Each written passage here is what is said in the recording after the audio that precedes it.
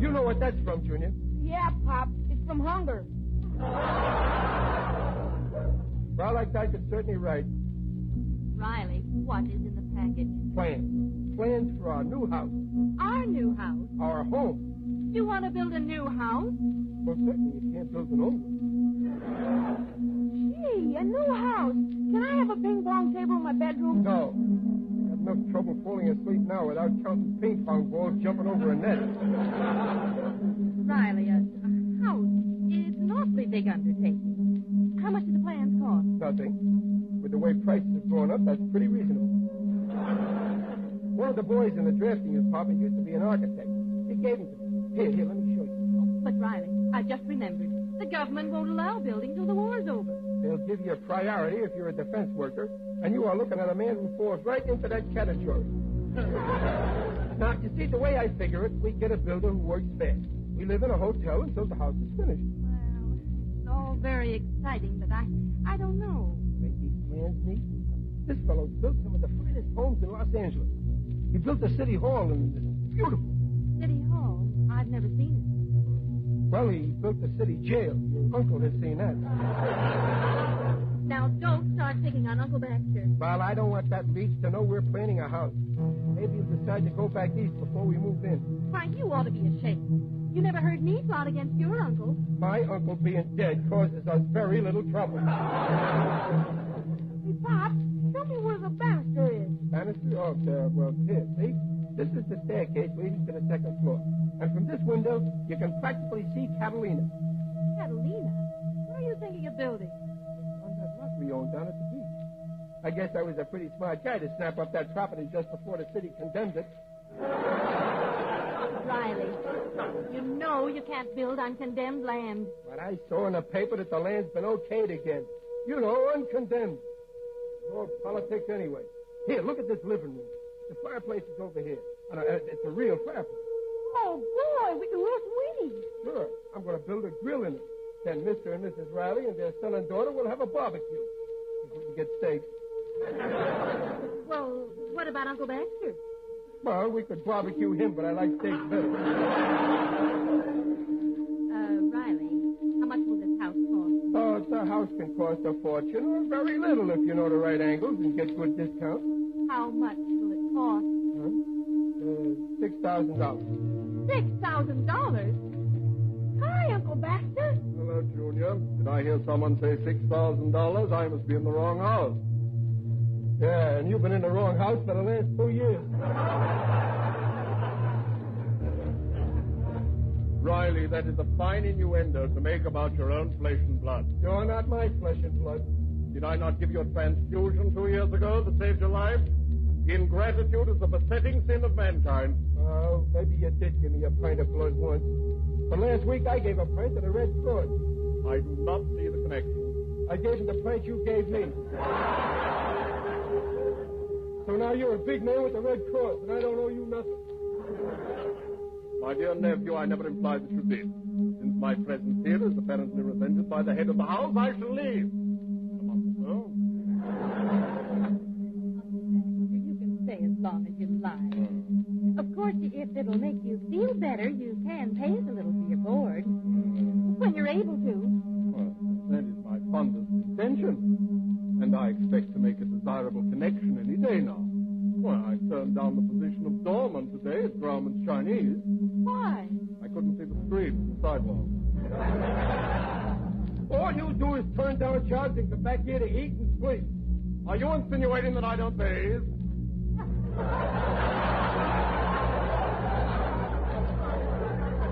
Pop, these plants are no good. I don't see any cellar. Don't you worry, son. There'll be a cellar when the house is finished. We can't disappoint the mice.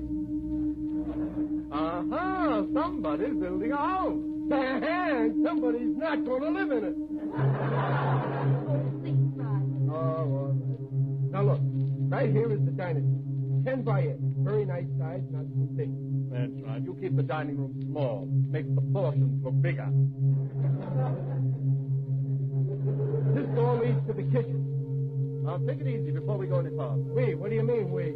What do you figure it's going to cost us? Pop says $6,000. If your pup says 6, it'll run 10, but I'll keep it down to 8. Now, you listen here. Hey, why, we can't afford to spend anything like that. Now, after all, Riley, we've got nothing in the bank. And we don't know if your job's secure yet. Oh, I admit I've only been at the plant for 3 months, but I can stay there for life. Didn't they switch me to a new department today? Well, maybe we should wait about the house till you've been on the job another 2 months. Just like a woman. Well, I don't want to seem conceited, but I might be a partner in that plant one of these days. Very amusing, Riley. Douglas Aircraft taking you in as a partner. Is that so? Well, yesterday, Mr. Douglas passed by my bench, and I heard him say very clearly to his assistant, if that fella keeps working that way, we got to give him the business.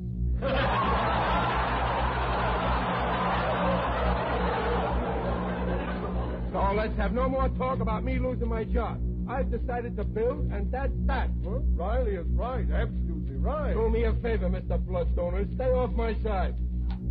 Now, here's the back door, Mom, for delivery. None of the stores deliver anymore. Say, Riley, tell me, who's going to do the building? Oh, yes, Riley. You want someone who's very reliable. I got a list of several builders, and I'll decide later on. Now in the kitchen. Operator, give me Crestview 65095. Can't you phone some other time? Riley, be serene. Count your blessings. Hello, Jasper. That's the Turnbull. You very busy tonight? Or breaking in a new pipe, huh? Well, listen, I got some news for you. You're building a house for my nephew by marriage, Riley. Uncle Baxter, who's on that phone? Hold on, Jasper. I'm talking to Jasper Rangley, the best builder in the city, my bosom friend. No friend of yours is going to build my house. Now, Riley, don't cut off your nose to spite me. Not that it isn't pleasant to hear. This man's an exercise. I don't want to discuss it any further. It's all settled. Fine. Hello, Jasper. It's all settled. Come over right away. I'll meet you downstairs.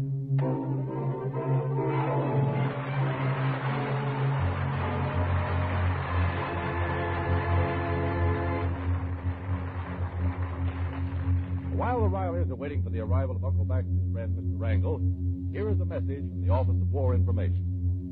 Next winter will be one of the most critical periods of the war for millions of civilians unless they take steps now to prepare their homes for the cold weather.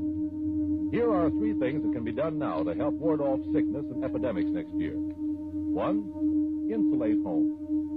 2, place orders for coal immediately.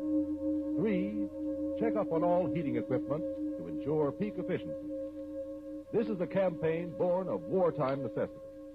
Because it is vital to winning the war, the government is helping to increase the flow of fuel to shortage areas. But there can be no assurance that conditions will be any less severe than last year unless everyone cooperates during the spring and summer.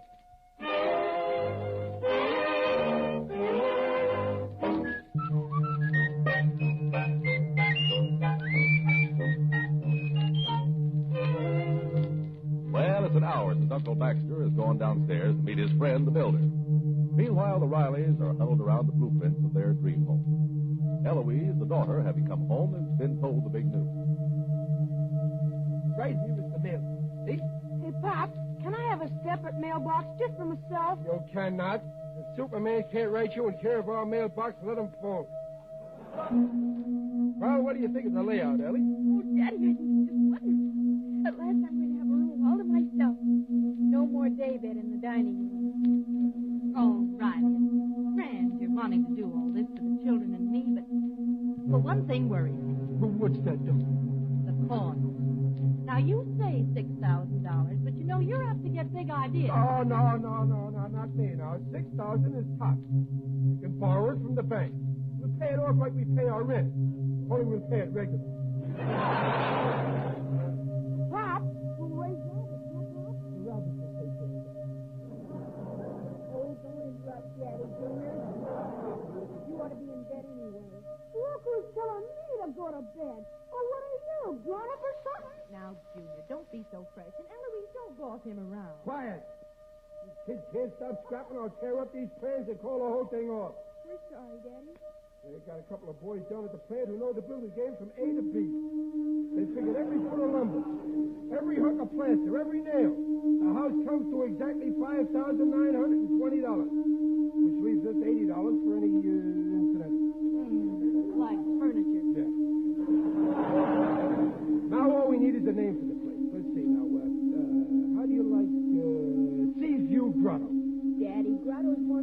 restaurant. Well, then how's the Riley domicile? That's very poetic. Oh, and here comes Uncle Baxter across the street with a man. Is he handcuffed to the man? Oh, it must be the builder. Now, don't let him talk you into spending any more than we plan on. Talk me into it. What do I look like, a boob? Don't you answer that, Junior. I'm not getting mixed up with any of Uncle Baxter's pals. I'm going to get rid of this guy right away. All right. But don't be rude to the man. Not me. Folks, it is an honor and a privilege to present my dearest crony, Jasper Wrangle. How do you do, Mr. Wrangle? Hello, Mr. Wrangle. Hello, Mr. Wrangle. Goodbye, Mr. Wrangle. I beg your pardon, sir. Did you say goodbye? Yes. I am undesirable of taking up any more of your valuable time. Oh, no, Mr. Riley, my time isn't valuable. Well, then I certainly don't want any of it. Baxter, I think I'll be going. Oh, no, wait a minute, Jasper. Mr. Wrangle, my husband is just trying to say he doesn't want to take advantage of you. He won't. Now, dear, we might as well listen to Mr. Wrangle's ideas since he's gone to the trouble of coming over. Well, I'll listen, but with a closed mind. Oh, fine. Now then, Mr. Riley, have a good cigar. And may I see the plans for your edifice? Yeah, but it's not an edifice. It's just a house, that's all. If it's cozy and nice looking, we're going to be very happy in it. Nice looking. We'll take it from your uncle. When Wrangle builds a house, nobody can touch it. Why? Will it fall down? Isn't that little boy up rather late? Now, Judy, dear, go to bed. You too, Eloise. Good night. Good night, dear. Okay. If you get stuck on the building, Mr. Wrangle, I've got an erector set. My own boy was getting like that till I made him stop listening to Red Skelton. Now then, tell me more about this little dream home. I'd love to know exactly what my potential client has in mind. Say, this isn't a bad cigar. Yeah? And I've got several hundred boxes of them at home. Well, say, I may let you build this house after all, Mr. Wrangle. Well, that's very flattering, sir, but I don't see how I can squeeze your house in. I'm awfully busy these days. I came over as a favor to Baxter. Oh, really? That's the truth, folks. Jasper's the only good builder in town that hasn't been drafted. I'm 4F. I got caught in a cement mixer.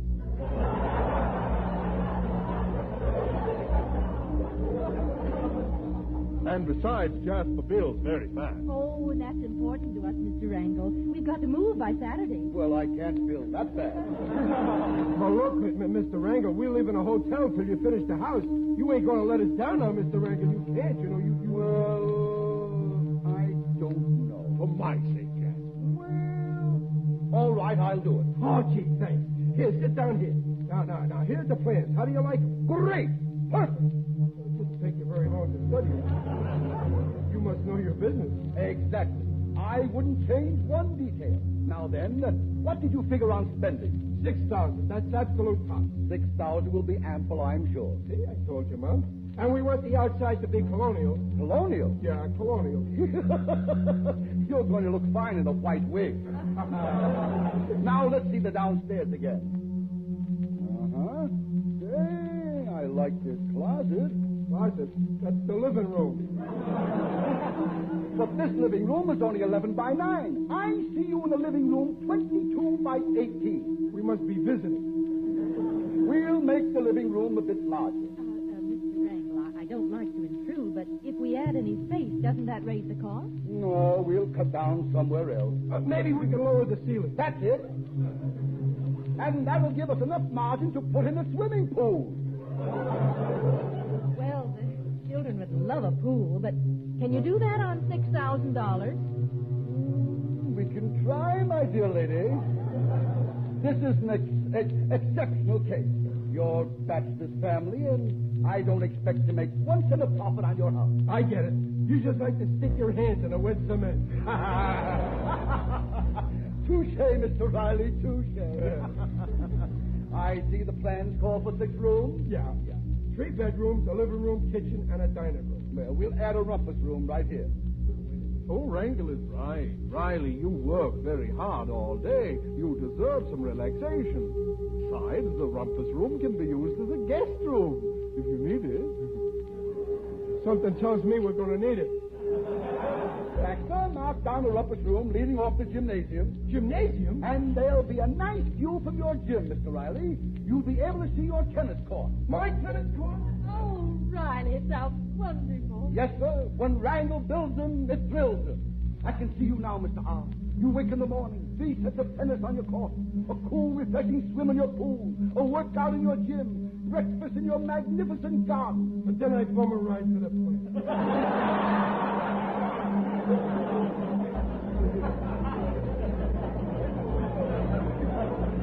Now, the minute you get your priority, we'll break ground.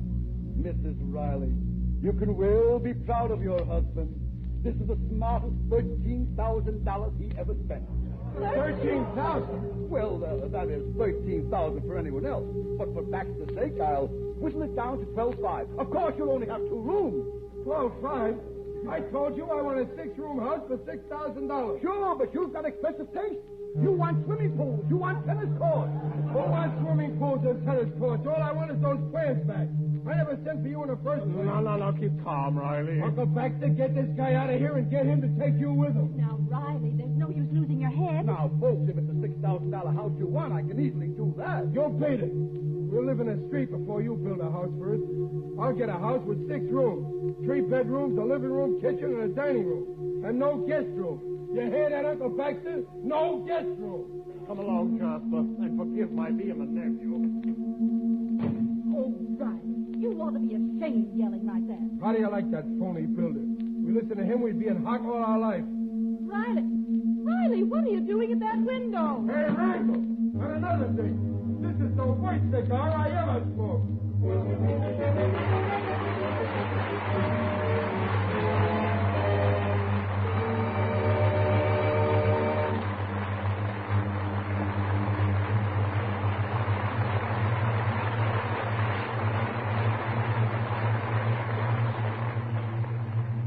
Demands for passenger service on railroads and buses will reach new all-time peaks during the late spring, summer, and autumn. If people travel as usual, reserved accommodations may be sold out in advance to persons whose trips are not essential. In such cases, no accommodations are left for servicemen trying to get home on furlough, or for businessmen who have been unable to make plans in advance or are suddenly called to other cities on war matters. Reduction of unnecessary civilian travel is therefore essential if space is to be assured for members of the armed forces and war production engineers and executives. Let us do our part.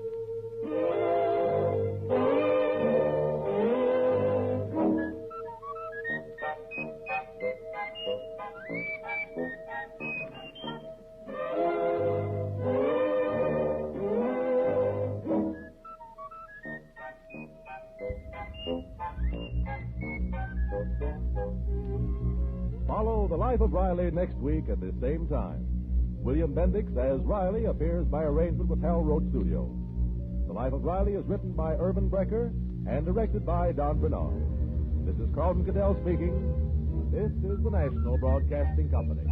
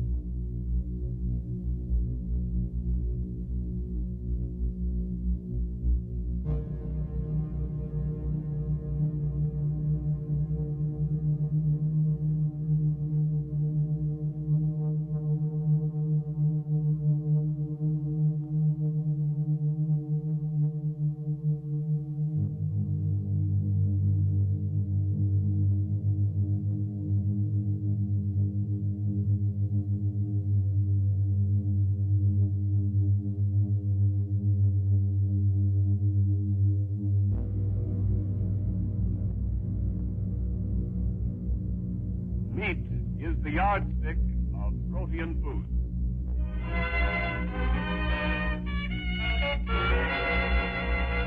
Say, folks, are you leading the life of Riley? You're not? Well, here's one fellow who is. Hello. I'm very pleased to meet you. From Hollywood, the American Beat Institute presents The Life of Riley, a half hour with radio's newest and friendliest family, and starring William Bendix as Riley.